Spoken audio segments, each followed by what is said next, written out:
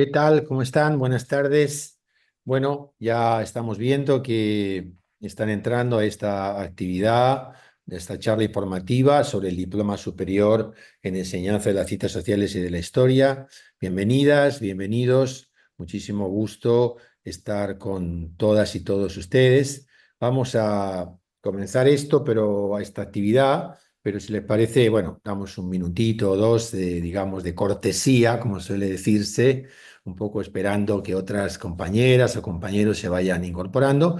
No va a ser mucho, en general procuramos en este proyecto del área de Psicología del Conocimiento y Aprendizaje de la Flaxo ser puntuales, porque, bueno, en primer lugar es una, digamos, norma de básica, digamos, de sentido común y de eficacia para que las cosas funcionen bien y, por supuesto, también de respeto, ¿no?, a las personas que han estado a tiempo. Pero siempre es verdad que puede haber, bueno, minutitos, sobre todo en el ámbito virtual, pues la conexión, en fin, este tipo de cosas, ¿no? Así que si les parece, vamos esperando 1 o 2 minutitos y a las 6:05 en punto, si les parece bien, pues ya arrancamos, ¿no? Hemos dado, digamos, 5 minutitos de cortesía o de comprensión para algún problemita técnico que siempre se pueda presentar. Y ahí pues vamos ya a comenzar, tanto por parte de María del Carmen Correale, que ejerce la coordinación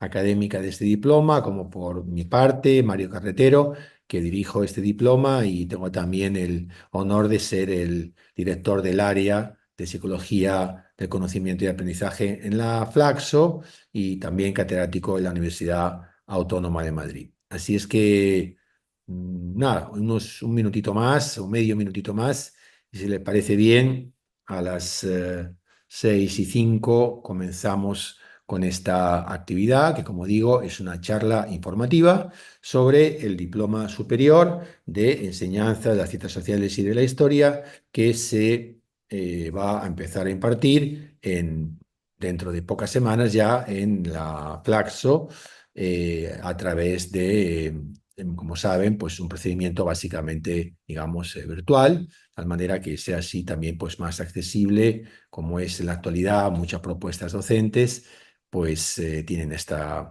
característica, ¿no?, de flexibilidad, perdón, de virtualidad, etcétera. Bueno, estamos a las 6:05, así es que arrancamos si les parece bien, ¿no?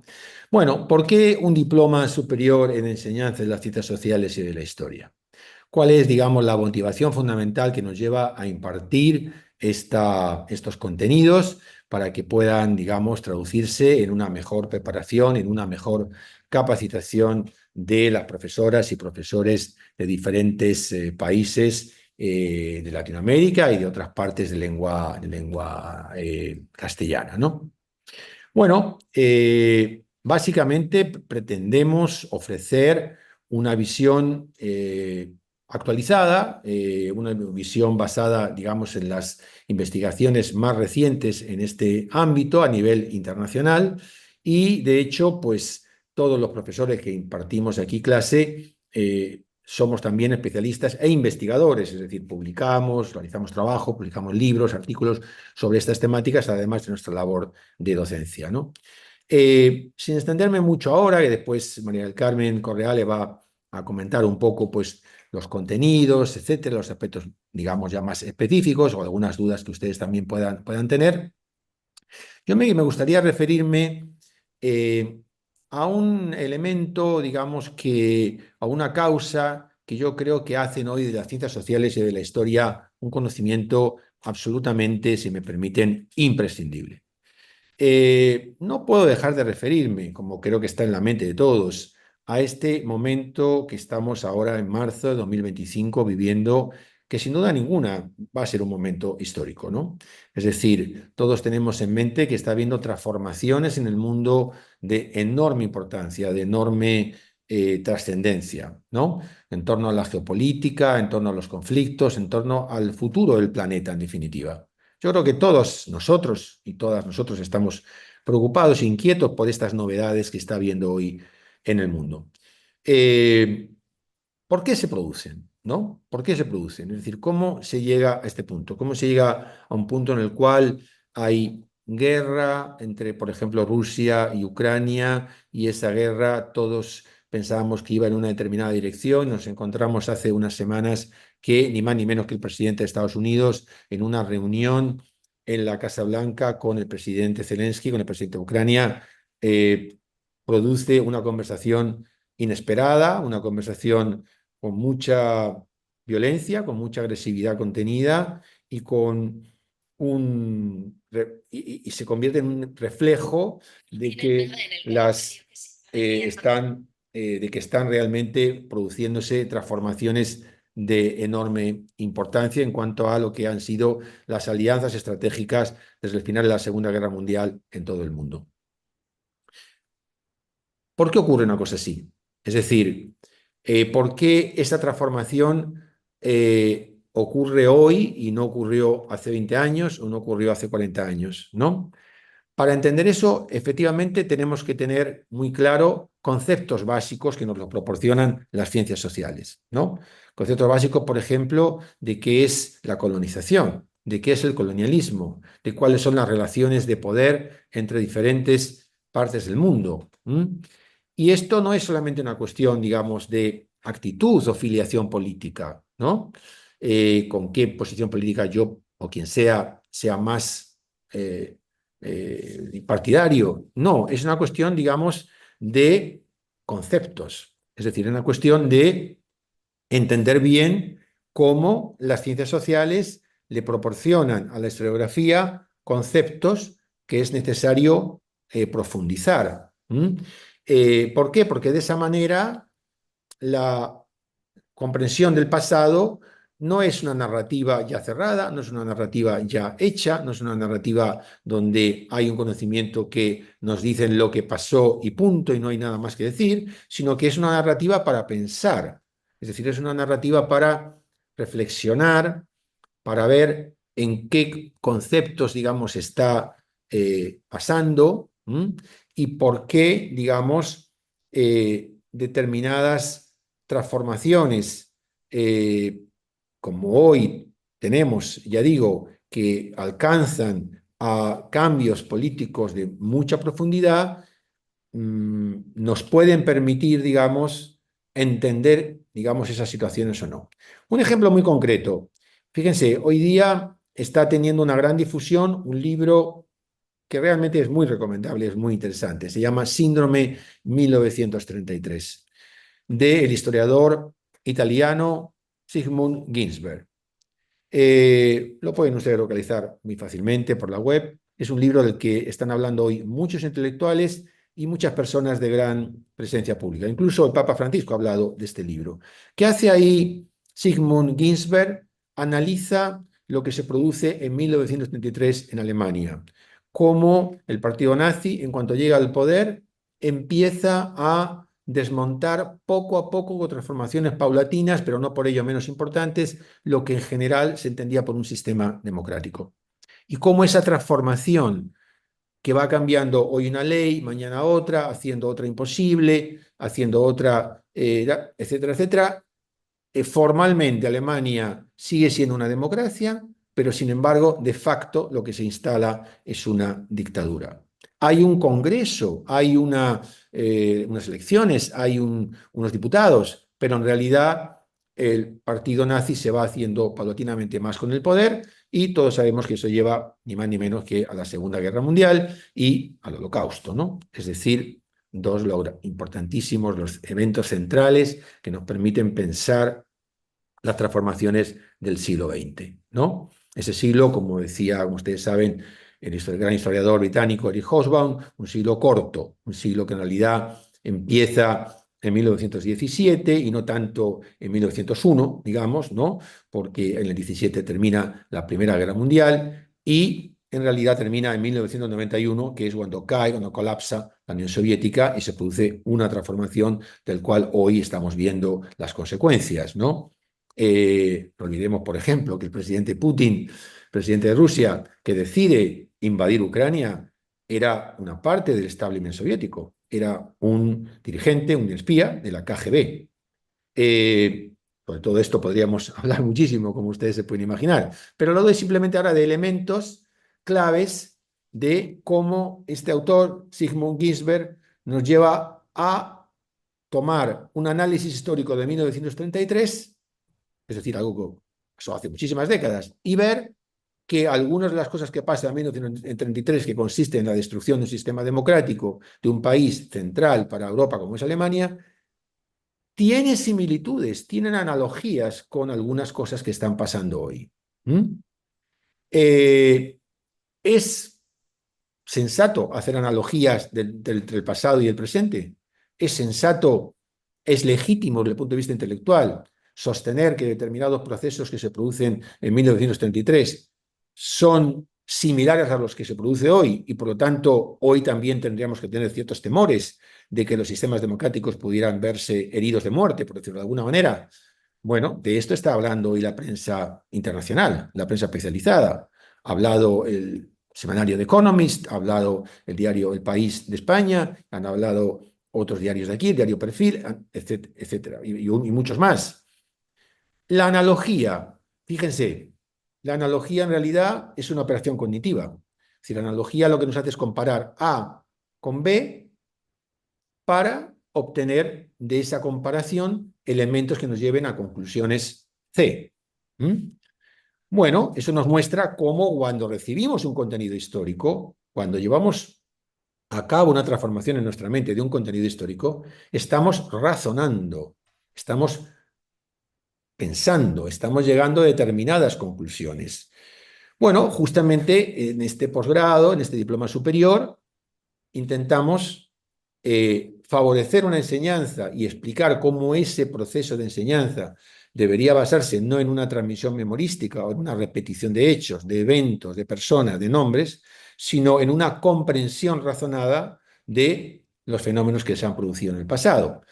Algunos autores, volviendo al tema que mencionaba anteriormente, hasta el libro extraordinario Síndrome de 1933, bueno, se habla de síndrome, como ustedes pueden imaginar, porque en realidad, como les digo, lo que hace Ginsberg no es analizar lo que ocurre en 1933, sino lo que hace es tomar eso como modelo y decir, bueno, cuando se producen este conjunto de transformaciones en un sistema social y político, ese sistema social y político puede estar herido de muerte, como estamos diciendo.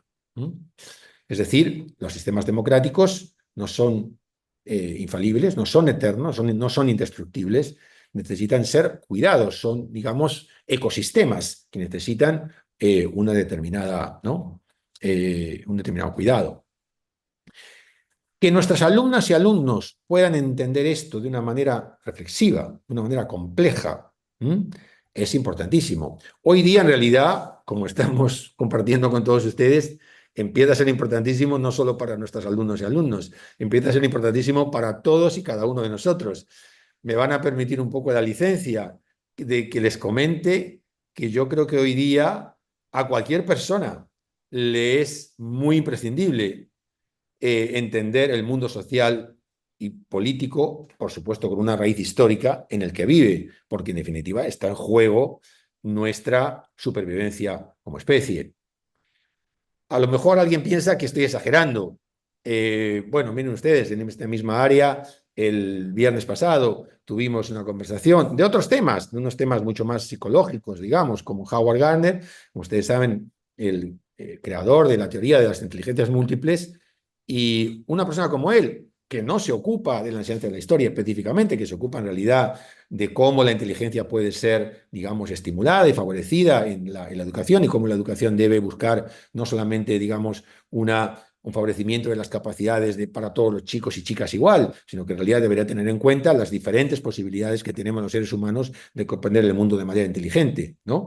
Bien, cuando una persona que está en otros temas termina su conferencia, como terminó el otro día, la charla conmigo, ¿no? Concretamente, y con su esposa y colaboradora, Ellen Wiener, diciendo, tenemos en realidad en estos momentos un peligro de desaparición como especie en el planeta, porque tenemos enormes desafíos de una gravedad tremenda. Cambio climático, decía él, uso indiscriminado de inteligencia artificial, uno de los gravísimos desafíos que tenemos hoy en la humanidad, y quiebra, digamos, de sistemas políticos hasta un punto verdaderamente impensable, ¿no? Bien, como digo, comprender esto de una manera cabal, comprender esto de una manera profunda, comprender esto en todas sus dimensiones, realizando comparaciones como hace Ginsberg o no, requiere, como digo, una formación extensa, una formación que es la que nosotros, dentro de nuestras posibilidades, estamos intentando brindar, ¿no? En el campo de las ciencias sociales, la enseñanza de las ciencias sociales y de la historia, ha habido en las últimas décadas transformaciones muy importantes, ¿no? Esas transformaciones son las que nosotros intentamos compartir con todos ustedes y todas ustedes, ¿no? En primer lugar, ha habido discusiones acerca, por ejemplo, de cómo se produce la comprensión del pasado. Pasado e historia no son lo mismo. Parecen lo mismo y tradicionalmente se han presentado como lo mismo, ¿no? El profesor, la profesora o la institución que en determinado momento en una efeméride presenta una casuística, un acto donde los chicos representan una situación y eso es lo que pasó. Bueno, parece que no es exactamente así. Parece que en realidad hay bastante más complejidad, ¿no? Porque eso que presentamos como una especie de cuentito puede ser muy útil para un chico de 8 años, por ejemplo, y puede ser algo que tenga una finalidad didáctica porque le permita a los 8 años tener una primera idea de determinados eventos del pasado. Pero sería muy necesario que a los 8, a los 10, a los 12, no digamos a los 14, eso se fuera complejizando, porque si permanece de una manera, por decirlo de alguna manera, isomórfica, ¿no? Es decir, ese cuentito tal cual, en realidad vamos a terminar generando una idea de que pasado e historia son lo mismo. No, la historia es una ciencia social que estudia el pasado. Al estudiarla se hace preguntas. Al generar esas preguntas, ve qué métodos se puede usar para responderla. Algunos de esos métodos van a llevar a respuestas H, J o X que están más confirmadas o menos confirmadas. Va a ser necesario ir, por ejemplo, a una comprobación de determinadas posiciones. Esa comprobación, por ejemplo, los historiadores las hacen manejando archivos, manejando fuentes documentales.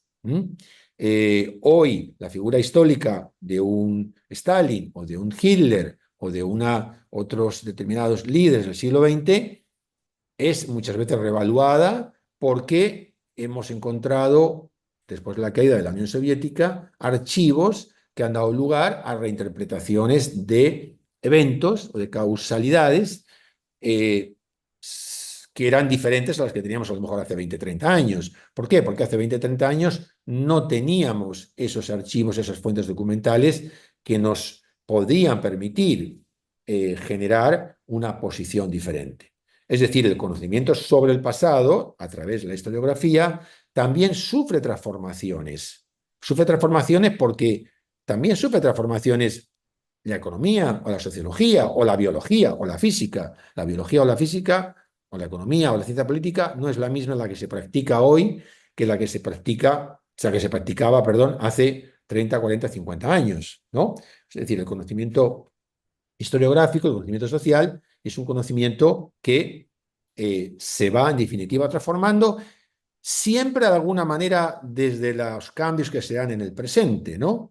Es decir, hoy tenemos en general sociedades que están planteando con mucha insistencia, con mucha profundidad, las diferencias de género y cómo las diferencias de género producen efectivamente diferentes impactos sobre los grupos humanos, ¿no?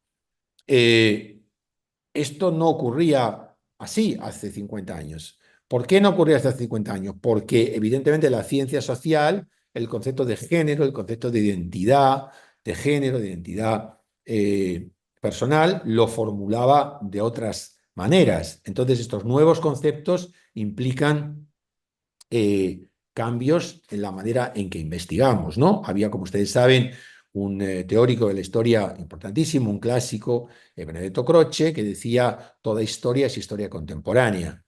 De alguna manera, lo que estaba diciendo Croce es que miramos al pasado, pero lo estamos mirando siempre desde los problemas que tenemos en el presente. Cuando estos problemas, como yo antes decía, a propósito del libro Síndrome de 1973, son muy intensos, son muy verdaderamente desequilibrantes, son muy angustiantes, como creo que está en la mente de todos, claro, entonces efectivamente empiezan a primar más, ¿no? Pero ojo, siempre han estado ahí, no es que no hayan estado. Es decir, la historia de hace 20 o 30 años era también una historiografía influida por ese momento, ¿no?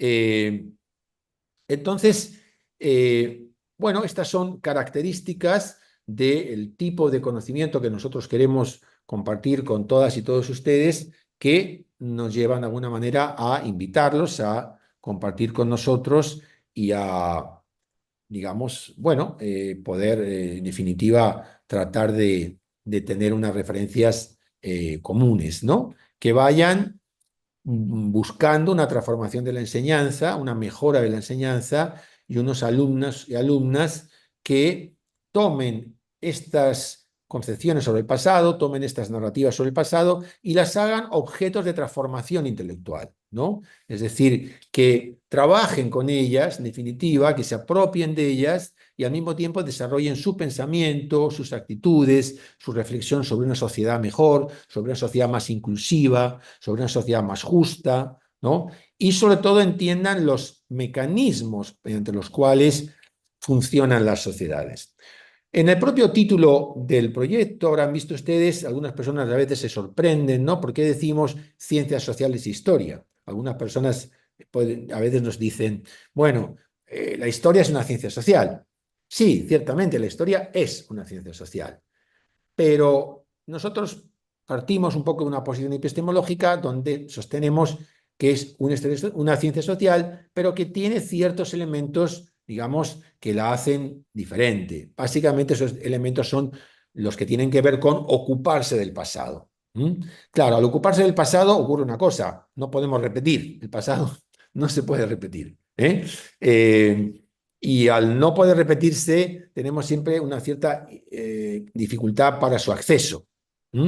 Eh, Sin embargo, tenemos posibilidades de tratar de reflexionar con, si no con una objetividad total, sí al menos con una intersubjetividad, es decir, con una, por si se me permite la expresión, poner las cartas sobre la mesa, ¿no? O sea, decir sobre qué supuestos estamos pensando esa visión del pasado, ¿no? Por citar un ejemplo muy concreto, el presidente Trump dijo hace unos días que Estados Unidos está interesado en adquirir Groenlandia. Claro, esto hay muchas personas que se quedan muy sorprendidas, ¿no? ¿Cómo es que un país de pronto dice que puede adquirir otro país? En realidad, Groenlandia, como ustedes saben, no es otro país, en realidad es un territorio autónomo de Dinamarca, ¿no? O sea, es decir, es importante entender esto, ahí tenemos una primera distinción. Groenlandia es una provincia de Dinamarca, no es una provincia de Dinamarca.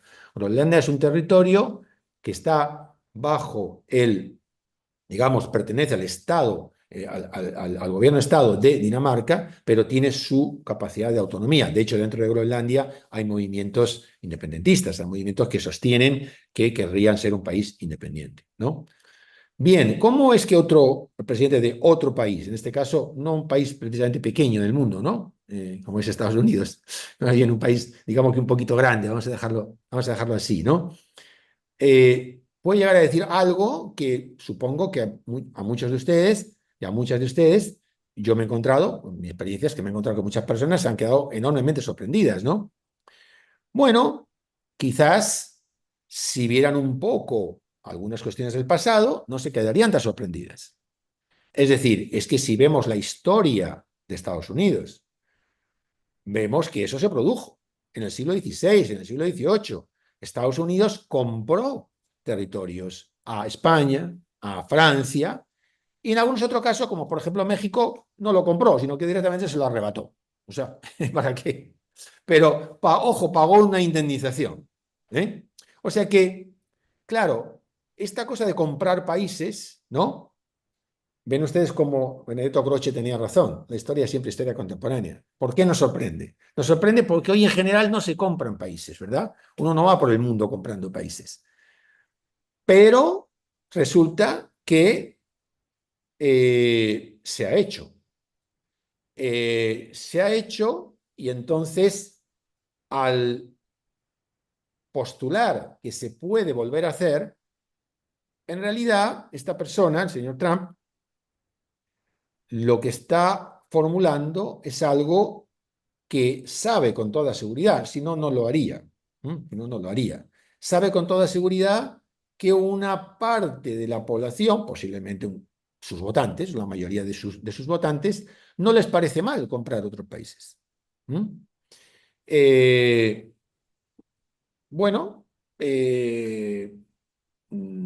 no quiero entrar en el tema, como ustedes pueden ver, pero lo que sí estoy de alguna manera es tratar de transmitirles, estoy tratando de transmitirles cómo si no conocemos la raíz histórica, si no conocemos que hubo un tiempo en la humanidad donde los países se compraban y que supone que estar en una etapa en la cual nos parece mal que los países se compren, entonces fijémonos, digamos, la diferencia entre saberlo y no saberlo.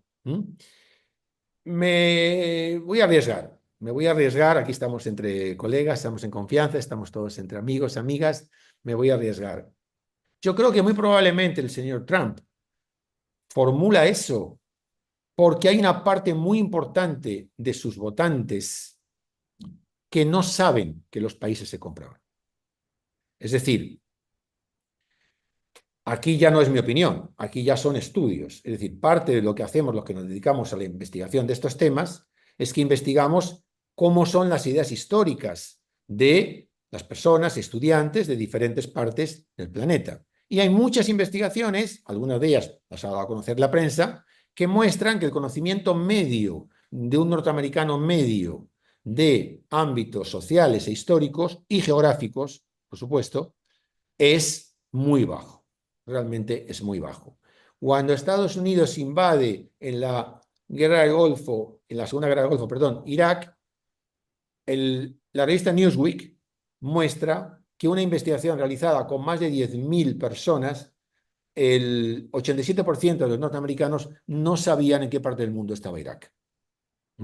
Es decir, que un país puede llegar a invadir otro y sus ciudadanos no saben qué es eso que se está invadiendo ni dónde está.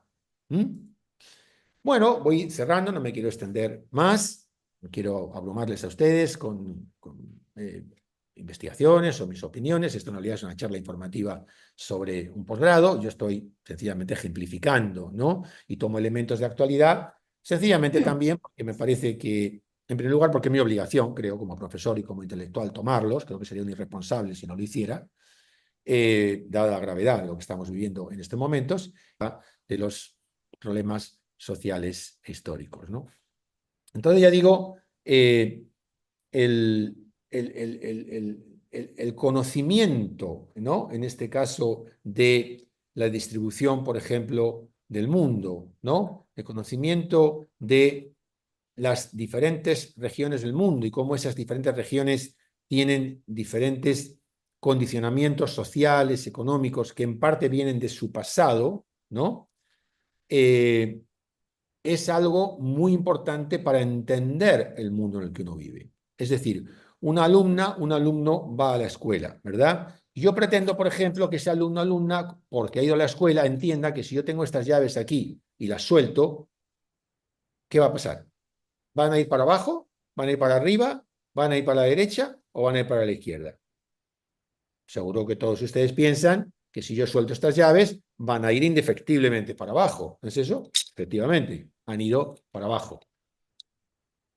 Quiero, si soy profesor de física, que entiendan que no han ido para abajo por casualidad, o que no han ido para abajo como algunas personas dicen porque pesan mucho. No, no han ido para abajo porque pesan mucho. Han ido para abajo porque hay una ley que descubre un señor que se llamó Newton, ¿verdad? Que se llamaba la ley de la gravitación universal. Es decir, hay un mecanismo físico que hace que si yo tengo un objeto y lo suelto, ese objeto vaya para abajo. De la misma manera, hay mecanismos sociales e históricos. De la misma manera, hay mecanismos sociales históricos.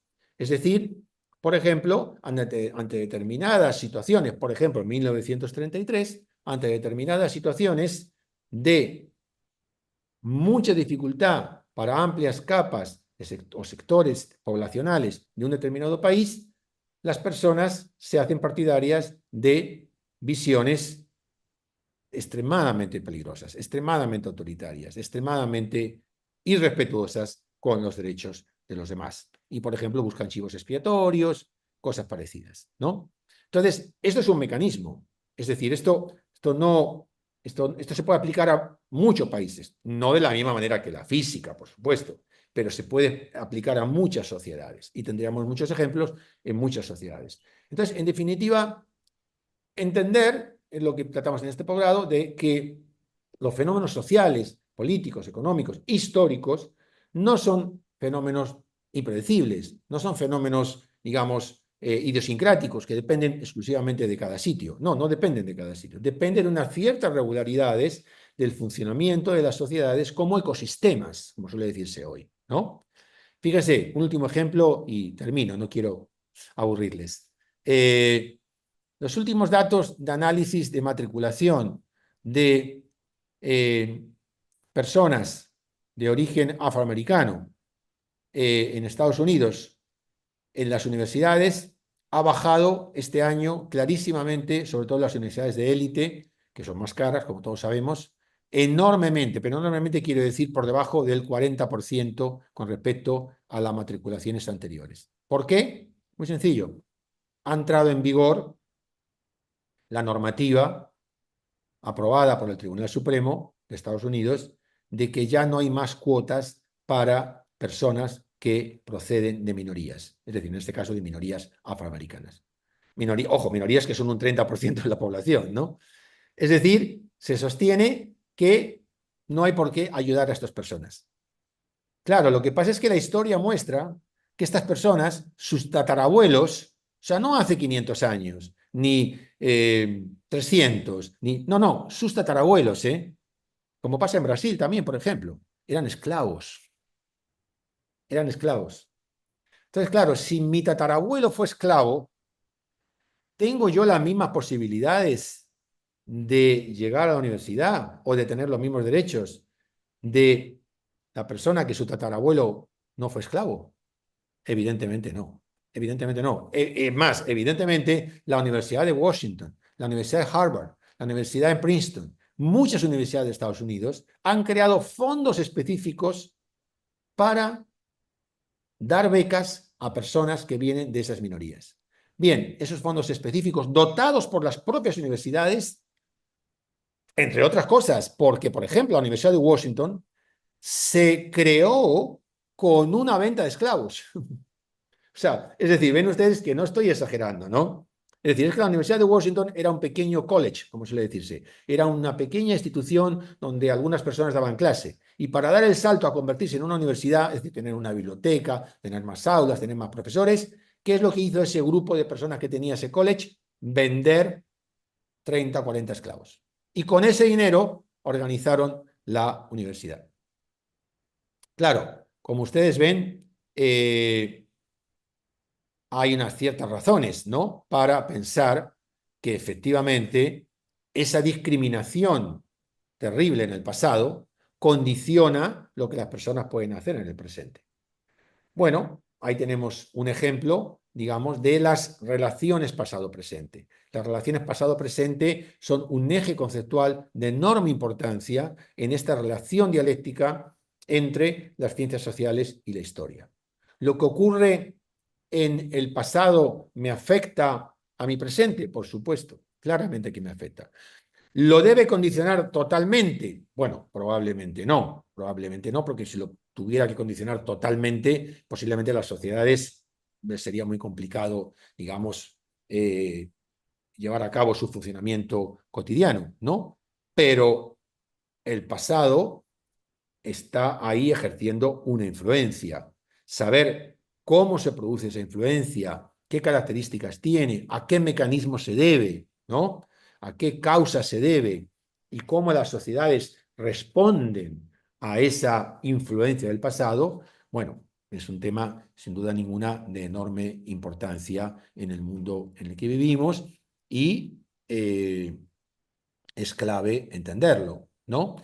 Un último ejemplo, Bahía Blanca ha tenido, no sé si aquí en este momento están escuchando personas de Bahía Blanca, en ese caso toda nuestra solidaridad, todo nuestro apoyo, toda nuestra actitud, digamos, nuestro corazón está con esas personas. Ha tenido un desastre climático que está en nuestra mente y que, bueno, nuestra mente y que tienen en el cotidiano todavía, actual, todavía, y me temo que van a tener durante un cierto tiempo esas personas en Bahía Blanca, como lo hubo en España, en Valencia. Yo estaba precisamente en España cuando la Dana arrasó una parte muy importante de Valencia, ¿verdad? Con ese verdadero terremoto de barro y agua que se llevó por delante la vida de 214 personas, ¿no? La causa de eso es puramente atmosférica. La causa de eso es sencillamente que, digamos, al cielo le dio por tirar encima de las personas no sé cuántos litros de agua por minuto. Pues no, no porque lo que ocurre es que ese agua cayó, sí, pero cayó sobre una falta de infraestructuras. Es decir, ese agua no afectó igual a todas las zonas. Ese agua afectó de una manera mucho más grave a las zonas deficitarias en puentes, en viaductos, en pozos, en elementos de desagües, calidad de los desagües, etcétera, etcétera, ¿no? Es decir, los desastres naturales, ¿verdad? No dependen solo de la geografía, digamos, de la geografía en el sentido metafórico, o sea, no dependen solo de los elementos naturales. Su impacto también se debe a las causas sociales. Si los estados han hecho escasa inversión en determinadas zonas económicamente más desfavorecidas, un desastre natural no va a tener la misma importancia, ¿no? Estados Unidos, se acordarán, cuando hubo esos terribles impactos sobre San Luis y toda esa zona de Estados Unidos, eso tardó muchísimo en recuperarse. ¿Por qué? Porque las condiciones son muy diversas. Bueno, no quiero extenderme más. Pasamos, si quieren, a las cuestiones más María del Carmen va a comentar y con mucho gusto les esperamos en este espacio. Bien, gracias Mario. Yo quiero comentarles simplemente y de manera sintética cómo está organizado el diploma. El diploma tiene 5 bloques conceptuales, tiene un primer bloque que es introductorio, un segundo bloque que tiene más que ver con digamos, con el desarrollo y el aprendizaje de los conocimientos. Acá está. Bloque 2, desarrollo y adquisición de conocimientos sociales e históricos, que trabaja sobre todo las cuestiones desde el constructivismo y las diferentes teorías respecto al aprendizaje. Un módulo 3 donde ya empezamos con cuestiones específicas de las ciencias sociales que tienen que ver tanto el 3, el 4 como el 5. Hay una cuestión, por un lado, que es disciplinar y de contenidos, pero también hay una cuestión que es didáctica y que tiene que ver cómo bajamos esa o cómo podemos llevar esas problemáticas del campo de la investigación al aula. ¿Mm?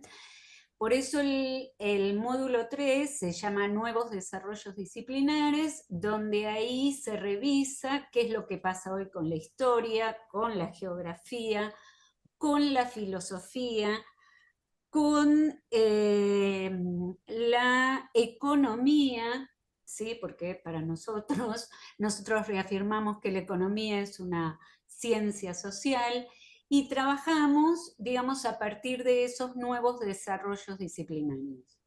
El módulo 4 tiene que ver específicamente también con cuáles son las fuentes con las que podemos trabajar, y entonces hay una clase dedicada al libro de textos, pero también hay clases dedicadas a los recursos digitales, Y también hay una clase que es muy interesante, en la que nos acompaña Rebeca Nijovic, donde trabajamos sobre todo el tema de la evaluación. ¿Sí? Si bien estamos haciendo hincapié en cómo enseñar, pocas veces nos preguntamos cómo estamos evaluando. Bueno, ahí es lo que tratamos de compensar. Y después hay un último módulo que tiene que ver con muchas de las cosas que hablaba Mario recién, que tiene que ver con los problemas contemporáneos y los desafíos para la enseñanza de estos problemas contemporáneos. Entonces ahí volvemos a la historia, hay una clase especial a la historia relacionada con la historia de género, con los problemas ambientales, con el abordaje de la historia reciente, que suele ser uno de los puntos más conflictivos, cómo abordamos el tema de las identidades y por el otro lado lo que tiene que ver también con las efemérides, etcétera, etcétera. Estos son, digamos, para que tengan una idea muy general de eh, cómo, qué clases habría dentro de cada módulo.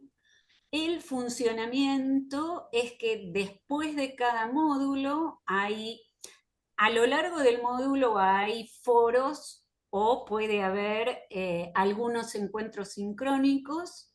Si hubiera encuentros sincrónicos, esos encuentros sincrónicos siempre se graban y se dejan en el campus para las personas que no pueden estar.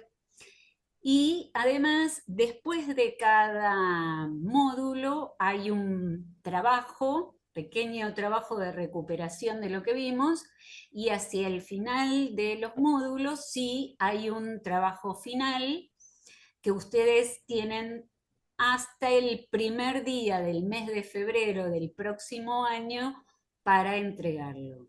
¿Sí? De manera tal que en el mes de marzo, como hicimos hace unos 10 días, se da el cierre de la diplomatura. Entonces, empezamos las clases en abril, las estamos cerrando la diplomatura en marzo. Este sería a grosso modo. Después, por supuesto, si tienen preguntas, respondemos las que quieran.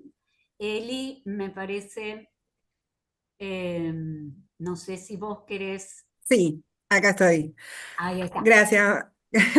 Gracias, María del Carmen. Gracias, Mario. Buenas tardes a todas y a todos. Para hacerlo rápido y conciso, para no llevar más tiempo, me presento. Mi nombre es Eliana Recalde, soy la asistente administrativa de la propuesta del diploma superior.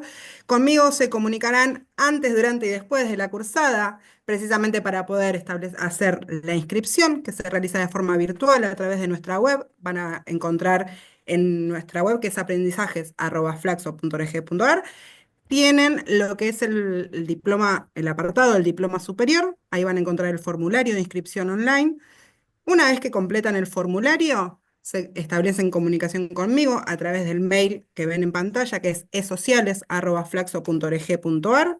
Ahí el requisito que nosotros solicitamos, que es un requisito institucional, es poder presentar un documento de identidad y la copia de su título escaneada. Una salvedad. Institucionalmente se pide que sea un título de grado de mínimo 4 años de duración, porque esto es una propuesta de posgrado.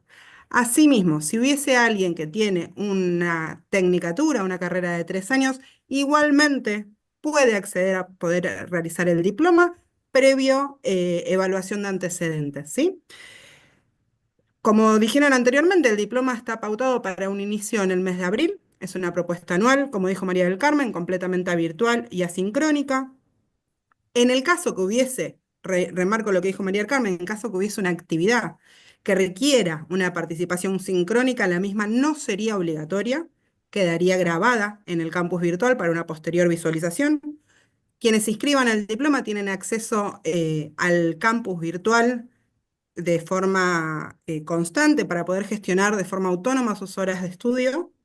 El diploma superior, que es de una duración anual, tiene un reconocimiento y una validez nacional acá en Argentina, y él se acredita 282 horas, como figura ahí en pantalla.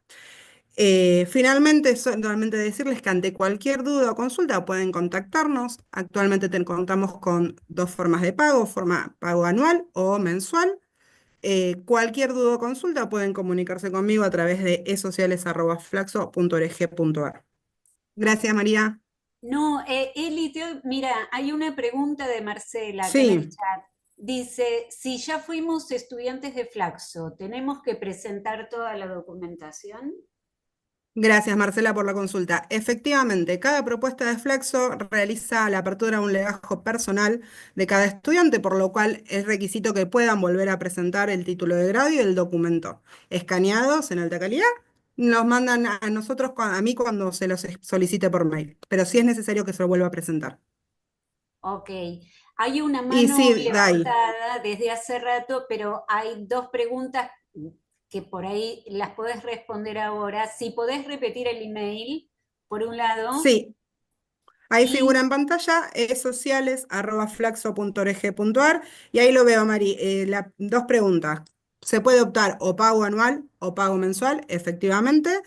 Y si me entregan el título en junio, ya tengo mi constancia. Sí, con un certificado de título en trámite, pueden inscribirse, con un analítico final legalizado también pueden inscribirse. El compromiso es que puedan presentar la copia de su título de grado culminado antes de terminar el diploma superior. Así que con un certificado de título en trámite no hay ningún problema en poder inscribirse. genial, gracias, Eli. Veo, ¿puede ser Ernesto que tenga una mano levantada? Sí, soy yo, maestra. Hola, buenas tardes, Ernesto. Buenas tardes desde México. Encantadísima. Sí, mira, pues realmente a mí, yo estoy interesado, ¿sí? Tengo dos preguntas muy concretas. La primera, ¿cuánto es el costo del diplomado en general? Ernesto, sí, te respondo. Para personas residentes en el exterior, hay dos precios. Está la opción de poder pagar de forma mensual, que actualmente serían 10 cuotas mensuales de $100, o tienen la promoción de hacer un pago único por $960. Ok, bueno, esa es una. La siguiente pregunta, este, ¿el trabajo final en qué consiste? Buena pregunta. Depende. Lo vamos cambiando todos los años, pero la idea, hasta el año pasado trabajamos en general con casos, con análisis de casos. Son trabajos individuales y les damos un caso para elegir y analizar a partir de todo lo que estuvimos viendo durante el año. Esta última corte, en lugar de darles un caso por escrito, el área publicó una serie de podcasts y entonces lo que les pedimos es que trabajaran en función de uno de esos podcasts que ellos eligieran, que cada uno eligiera. ¿Sí? La idea es que como al igual que, pero por supuesto con mayor profundidad, al igual que pasa con los trabajos que se hacen al final de cada módulo, se recupere lo que estuvimos viendo, pero sobre todo que sea una instancia de reflexión, no solo de lo que aprendieron en el curso, sino además de cómo se podría aplicar en el aula. Digamos, muchos de los colegas terminan el trabajo y dicen, bueno, esto mismo lo voy a aplicar al aula. ¿Sí? Porque generalmente, digamos, los trabajos tienen un costado que tiene que ver con, bueno, a ver, ¿cómo trabajaría esto que usted eligió con sus estudiantes? Entonces, vamos variando. Yo no te puedo decir cuál va a ser el trabajo final de este año. Sí te puedo decir que trabajamos con casos individuales y la corte del año pasado estuvimos trabajando con podcasts eh, que se generaron en el área. No sé si te sirve la pregunta. Digo, la Sí, respuesta. muchas gracias. Creo que está clara la situación. Y ya la última pregunta, nada más. Cuando yo vi el anuncio de la diplomatura, me impactó mucho que se pedía como requisito el número de pasaporte. Entonces, bueno, la pregunta la hago porque yo mi pasaporte lo tengo vencido actualmente. Sí, lo que se solicita es la identificación. En general, en algunos países es necesario el número de pasaporte porque los documentos de base pueden llegar a cambiar y como es el número con el cual se va a emitir el título, es necesario que sea un número que no cambie. No hay problema si tenés una cédula de ciudadanía, un DNI o un documento de identidad, con ese número es posible inscribirse. Lo que sí, se envía la copia del documento con el que se inscriben. Y a ver, nada más para aclarar esa situación. Aquí en mi país, el documento que... Sería la credencial para votar, ¿no? Exactamente, sí, en Sí, efecto. no hay problema. Ok, Presentando la credencial para votar, muy amable, gracias. por favor. Bueno, a ver, Gerardo, tenés mano levantada. Sí, hola, buenas tardes. Yo tengo dos preguntas, perdón, me acabo de conectar, tuve ahí pensé que era más tarde la cuestión, pero bueno, igual lo pregunto. La primera es como para tenerlo más claro. En la información que dan ustedes dice que en los meses de marzo, o no me acuerdo qué mes, dice que las colegiaturas se actualizan. ¿Esto quiere decir que suben de costo o todo el tiempo o el año son lo mismo? Igual lo pregunto porque hace mucho tiempo estuve en Flaxo también, en la diplomatura de antropología social, y un problema que tuvimos varios en ese momento, porque aparte ya vivíamos ahí en Argentina, es que subieron el costo así, pero el doble o el triple. Digamos de la diplomatura como al segundo año, digamos. En este caso, insisto, nada más es esa cuota, ya sea mensual o anual, bueno, perdón, mensual, pagando mensual, es la misma, ¿verdad? Los no sé cuántos dólares, o sea, $100, ¿verdad? Algo así, o sube. Hola Gerardo, sí, para responder. Es diferente la situación en inscripciones nacionales que extranjeras, ¿sí? Entonces, como se indica en nuestra web, el plan de pagos para residentes en el exterior no tiene actualizaciones trimestrales, ¿sí? Si elegís la opción de pago mensual, son 10 cuotas de $100 o un pago único de 960. Para residentes en Argentina, si el plan de pago se hace sobre el país de residencia, si es alguien que es del exterior, pero reside en Argentina, realiza el plan de pagos en pesos argentinos. El plan de pagos de pesos argentinos sí tiene una actualización trimestral en relación a la inflación y a la actualización salarial docente. Ah, muy bien, gracias. Sí, esa era la cuestión. Perdón, y la otra es más de la cuestión del curso ya como tal, de los contenidos. O sea, también viendo los contenidos, bueno, pues yo soy clases de antropología en una universidad, eh, viendo algunos contenidos que tienen como que son muy específicos, esto que mencionaba la doctora de medio ambiente, y por ahí otras temáticas, identidad, y bueno, o sea, no quiero que se tome como que suena mal, pero pareciera que lo que más me podría servir, entre comillas, es como el último de las temáticas o de los módulos que tocan, que ya es como cuestiones ya más didácticas, entiendo, como para poner en el aula. La pregunta es, o cómo se relacionan estas temáticas, perdón si ya lo dijeron, cómo se relacionan estas temáticas de género, de identidades, de ciudadanía, con todas estas dinámicas de aplicarlas en el aula, sobre todo, y bueno, sobre todo yo pensándolo para, insisto, estudiantes de antropología de universidad.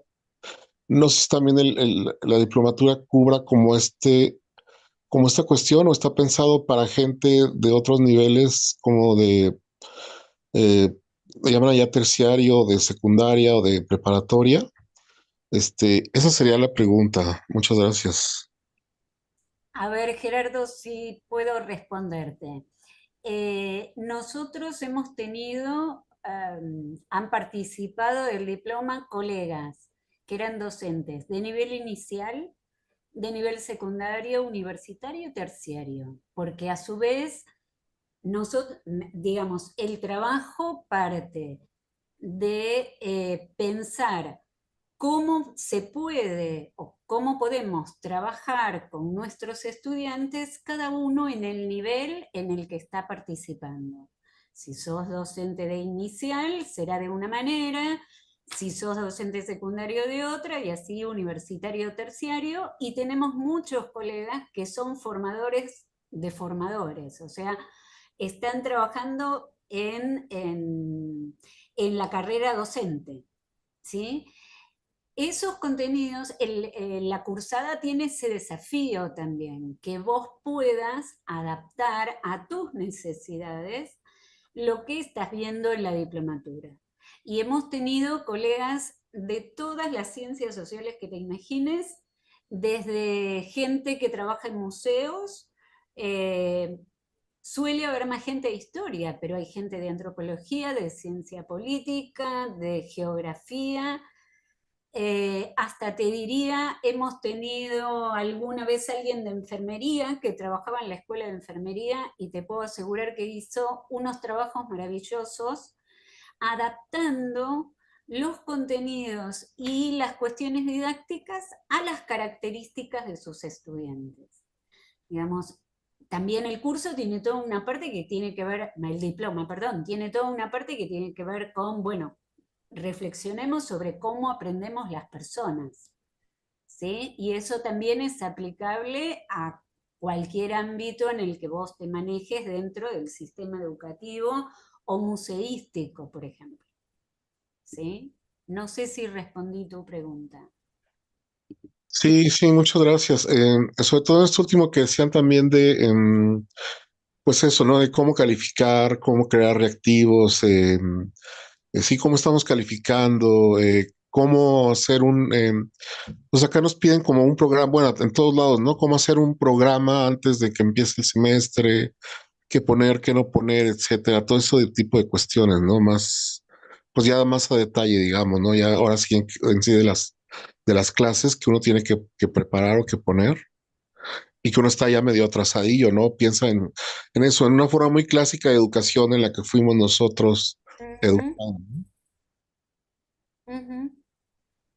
Sí, sí, bueno, la idea es abrir caminos posibles a pensar en algo que sea superador de esa educación clásica que tuvimos nosotros. Por eso también hay clases destinadas a el uso de la tecnología en el aula, independientemente del nivel, por supuesto. Según el nivel será la tecnología o será lo que pidamos. Pero bueno, hay una parte relacionada con la inteligencia artificial, hay una parte relacionada con los juegos, los recursos, etcétera, etcétera, que cada uno tendrá que adaptar de acuerdo a la población de estudiantes que tenga. Ya, muchas gracias, doctora. No, no es nada. Mari, Mari, recuerdo solo, hago Sí, una corrección de lo que estuve diciendo. Me equivoqué, no eran 10 cuotas mensuales, sino 12 cuotas mensuales. Si bien encuentran la información en la web, lo puse también ahí en los comentarios, pero quería comentarlo nuevamente para no quede mal la información que comenté.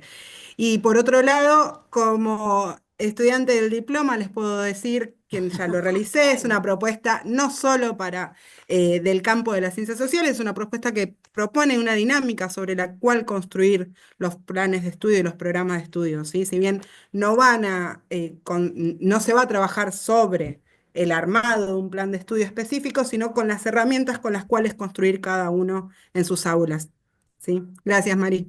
no, gracias a vos, Eli. Bueno, no sé si gracias, tenemos Mariel.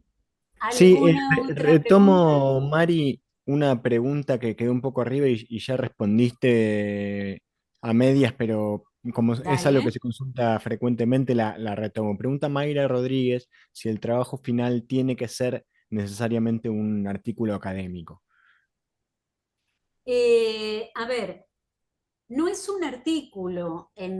A ver, en realidad, si hablamos, por ejemplo, del trabajo que hicieron sobre los podcasts, hemos pedido un audio con una extensión de minutos determinados que fuera un análisis de el tema que aborda el podcast que se eligió. Siempre les damos a elegir, digamos, siempre tienen opciones. Explicar qué implicancias puede tener eso que escucharon en el aula, qué agregarían, qué crítica le harían, qué creen que se podría aportar. Digamos, la idea es mirar críticamente este año esa producción y pensar cómo esa producción puede ser trabajada en el aula o producciones que ustedes mismos como docentes puedan hacer, ¿no? Que sirva como inspiración para algo que puedan hacer ustedes. Este año no fue un trabajo académico, sino que fue un audio.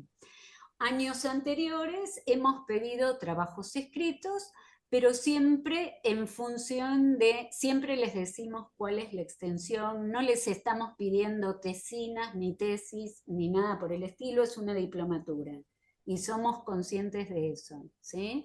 Pero sí retomar los ejes principales de lo que estuvimos viendo en el diploma, también pensando en todo esto que contaba Mario, y en que estamos, además de tratando de enseñar historia y ciencias sociales, tenemos que pensar que también estamos formando ciudadanos en nuestros estudiantes.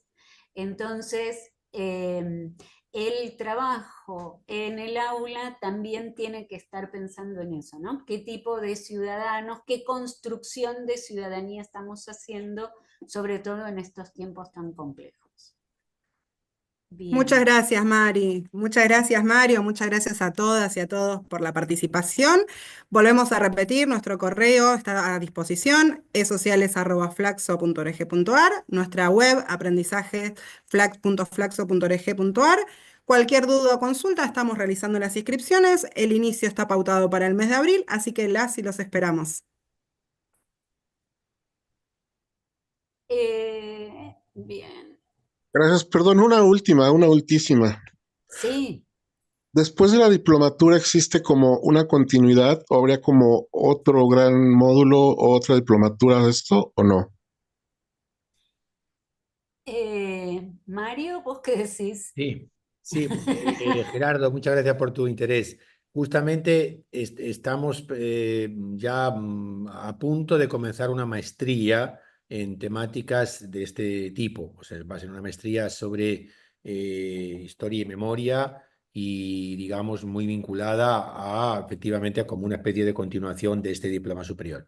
Estamos esperando justamente la aprobación por parte de la CONEAU, que es la autoridad académica que da su aprobación aquí en Argentina. Así que, pero no sabemos, o sea, que no sabemos cuándo puede estar, pero está todo ya listo y, bueno, ojalá podamos empezar en agosto, si no, empezaremos el año que viene. Y tal vez una cosa, Gerardo, que te pueda servir es Sí. que el hecho de hacer la diplomatura te daría alguna equivalencia con algún seminario de la maestría, ¿sí? Pero la verdad estamos esperando la aprobación de CONEU para poder largarla, pero está en Perfecto. planes. Sí, Vale. sí. Digamos, son nuestros planes inmediatos, o sea que ya ha Ahí sido está. preparado. Tenemos toda la preparación, está todos los contenidos, los profesores, está todo totalmente listo, esperando exclusivamente la autorización formal.